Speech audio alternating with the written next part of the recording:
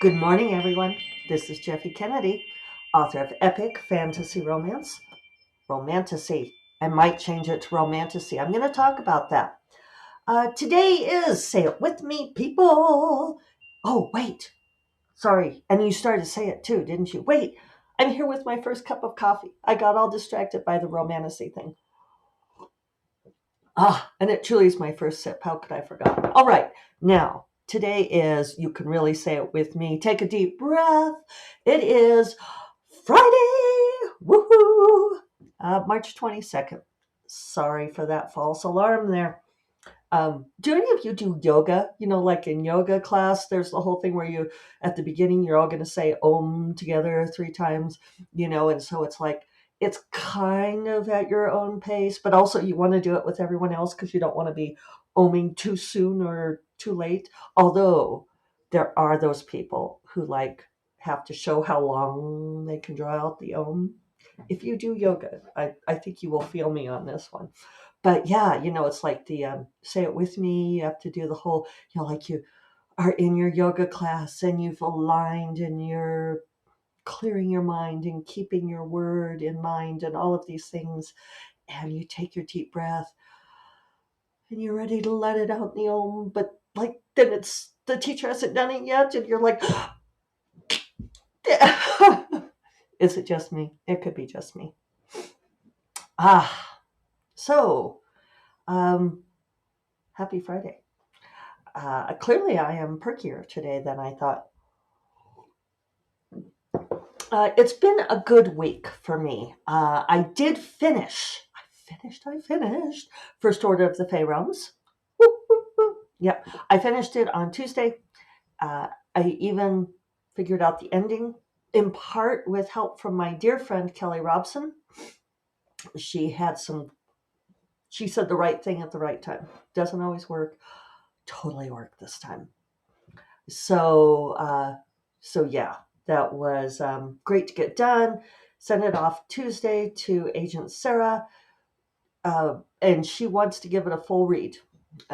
So she'll get back to me like around mid-April, I think. So that was great to get out. And now I have started Reluctant Wizard. I have like 1,500 words on it so far for the last couple of days. One of the things I've been thinking about is that could be that my brain is aging. Don't say it's not so. Uh, but also, I mean, I've written a lot of books at this point, and I need to stop creating new worlds and new magic systems, people. I'm going to say that I need to do this, knowing full well that I'm not going to do this. But some of it is having written in 3 different worlds and magic systems in the last 4 months. Switching over to this one, even though it's a well-established world, it's set up in the Bonds of Magic world. It was a little much. I could just kind of hear my neurons creaking as they like. It's probably a bad metaphor, but I'm sort of imagining them like sending the it's like one of those mine shaft deals, right? Like with the conveyor belt and the buckets that go down, and like they're dipping the buckets back down into what is this? And it like needs to be oiled and all of this. Uh, Dredging up the rules for this world because I started to write something in there that I realized was from the world of Never the Roses.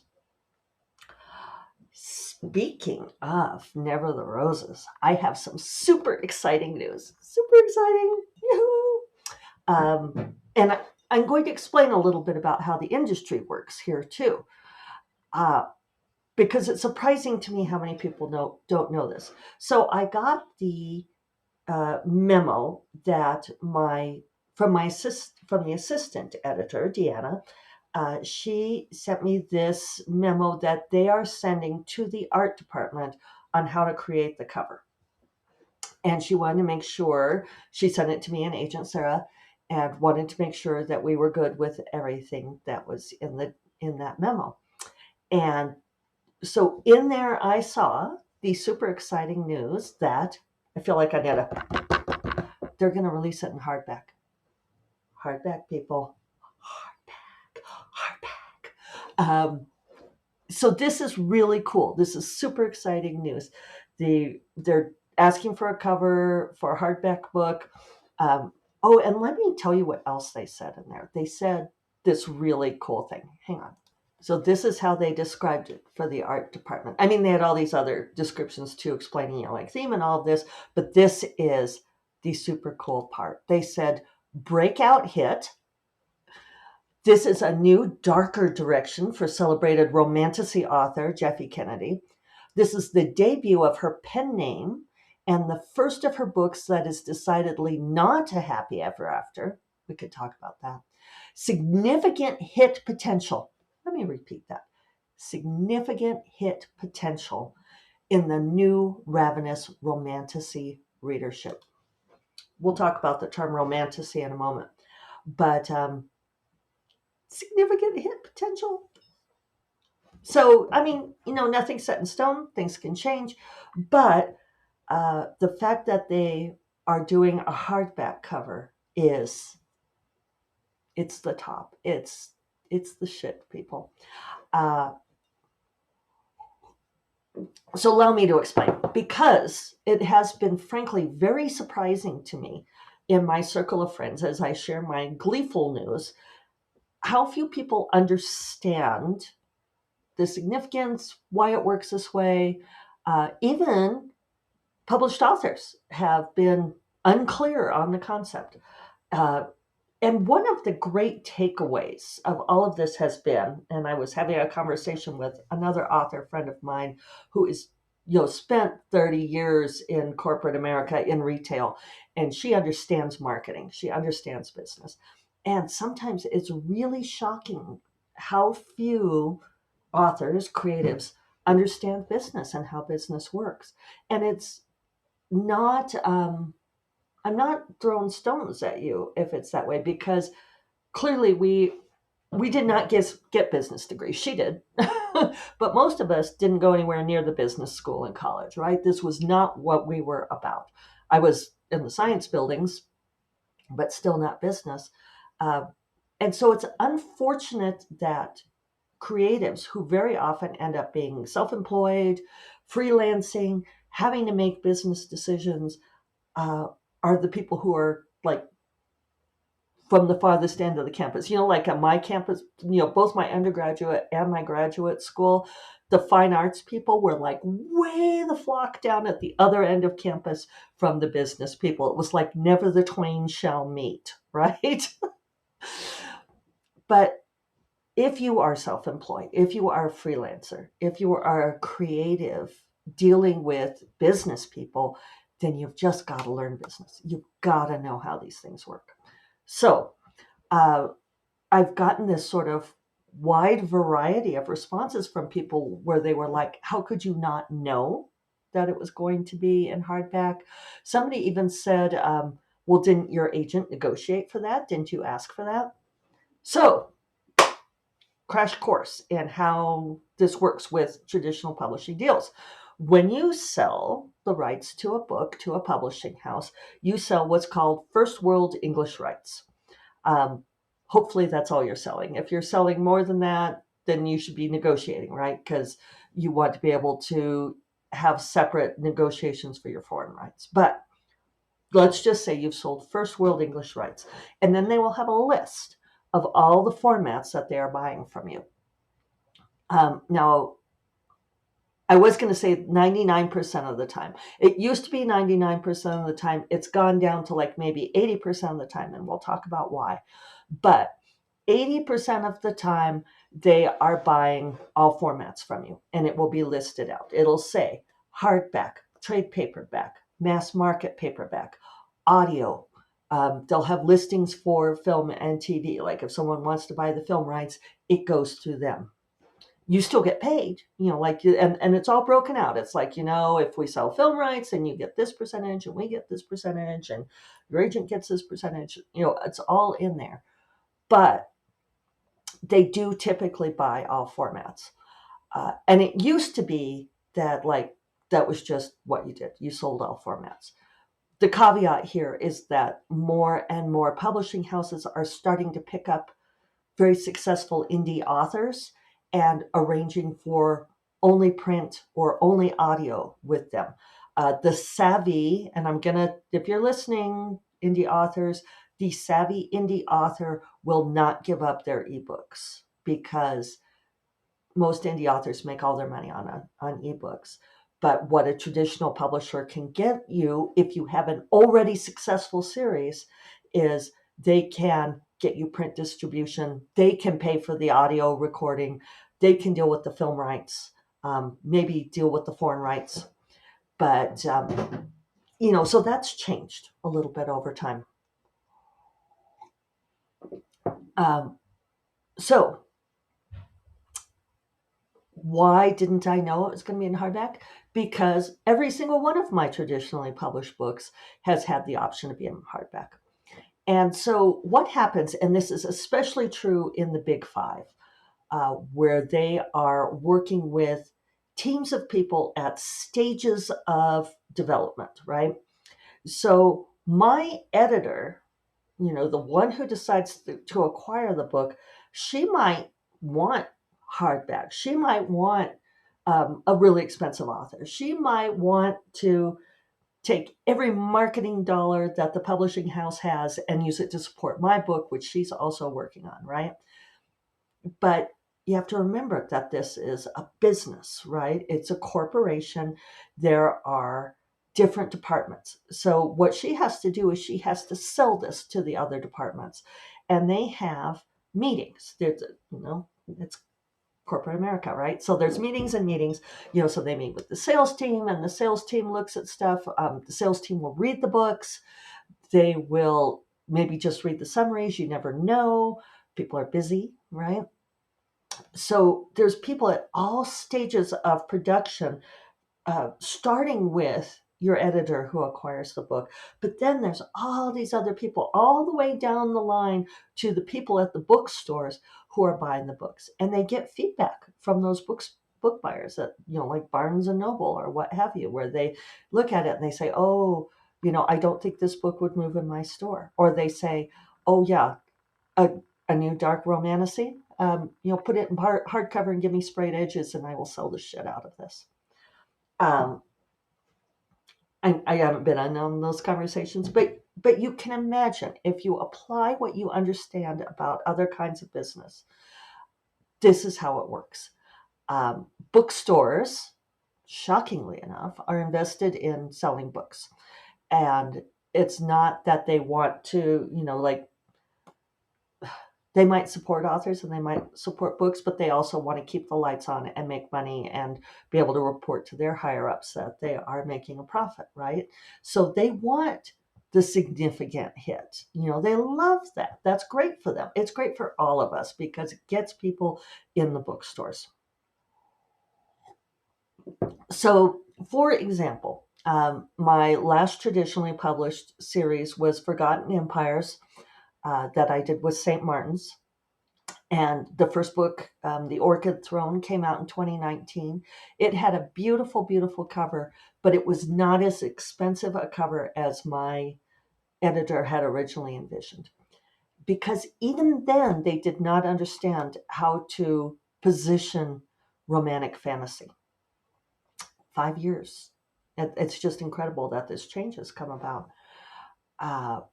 Maybe not incredible, but exciting, really. And I was talking with Grace Draven the other day about this, how it's kind of dizzying that this thing that we used to be like, so in the, I don't want to say in the doghouse, but we were in like the rearmost casita in the compound. We were way the flock on the other end of campus, right?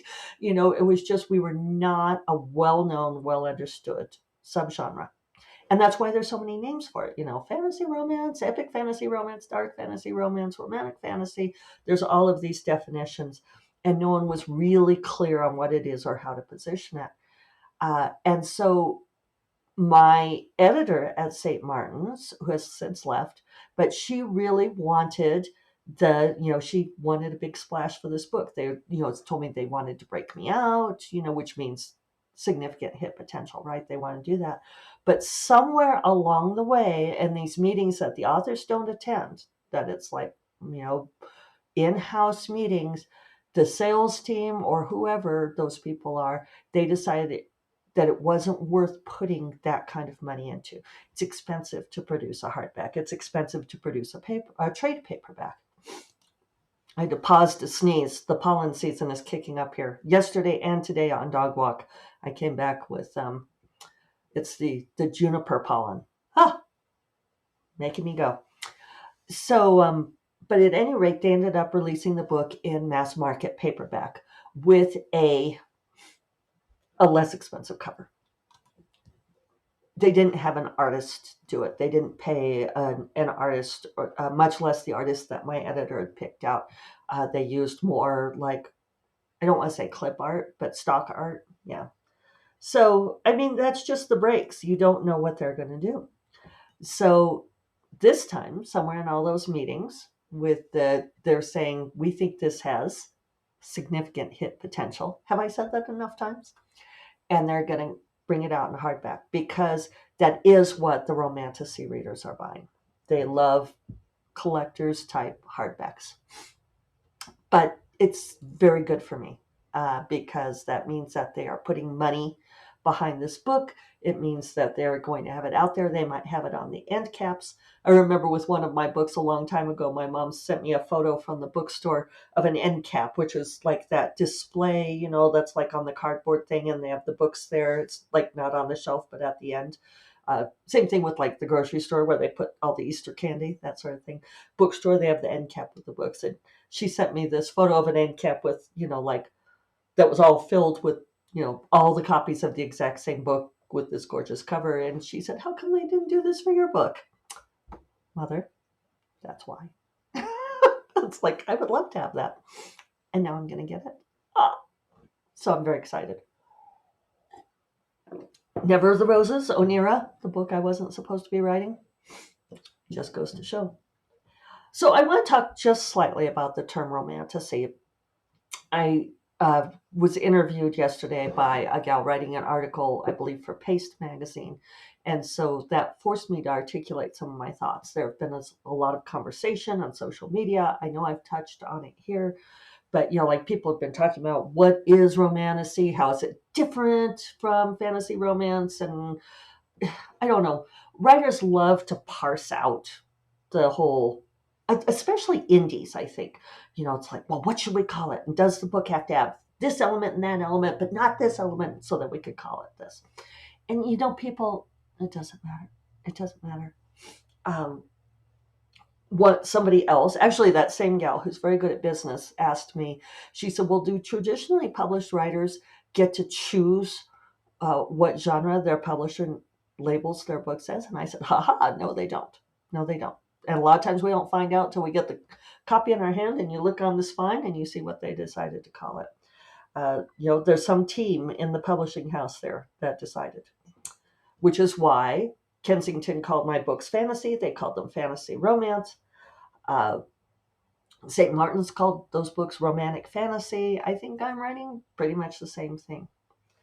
So romantasy, a portmanteau word that has been coming into use in the recent years. I think I first heard it a couple of years ago at Jennifer L. Armentrout's Apolycon, mostly coming out of the readership. That's one of the interesting things, is that this is a term coined by the readers. This is not the bookstores saying, we have shelves for this, and this. It's not the publishing house stamping it on the spine, though they will start doing that because romantasy is hot. And I think it's actually a decent term because it incorporates a lot of subgenres.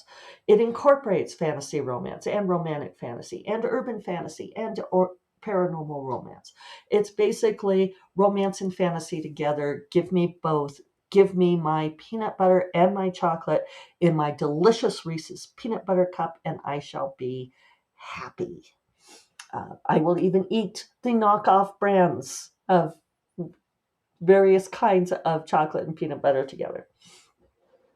So But one thing that occurred to me as I was writing this up, as often happens for me, which is probably why I'm an intuitive writer, is that romantasy has come up as a form of pushback against YA fantasy.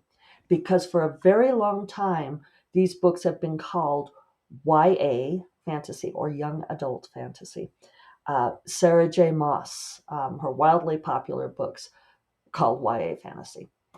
Uh, there's so many. And there are many of us who have had these conversations that books written by women tend to be called YA, uh, which is like this really interesting emanation of the patriarchy that somehow if a woman writes a fantasy book, it becomes YA. It must be for a younger audience because I don't know, our little brains can't encompass really complex fantasy. I can't even tell you.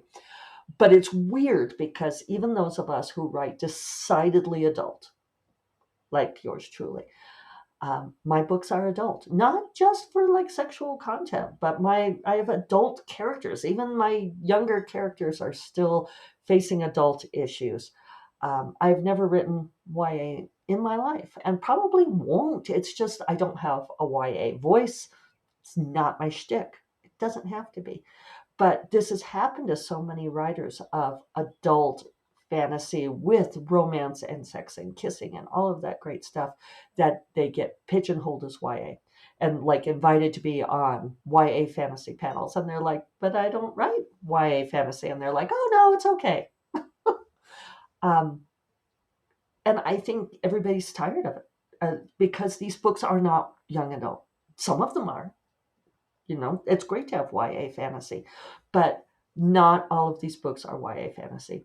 So romantasy, great term, overarching term, YA fantasy is underneath that. Um, and I'm kind of into it. I might start saying romantasy. So on that note, I hope you all have a great weekend, and I will talk to you all on Monday. You all take care. Bye bye.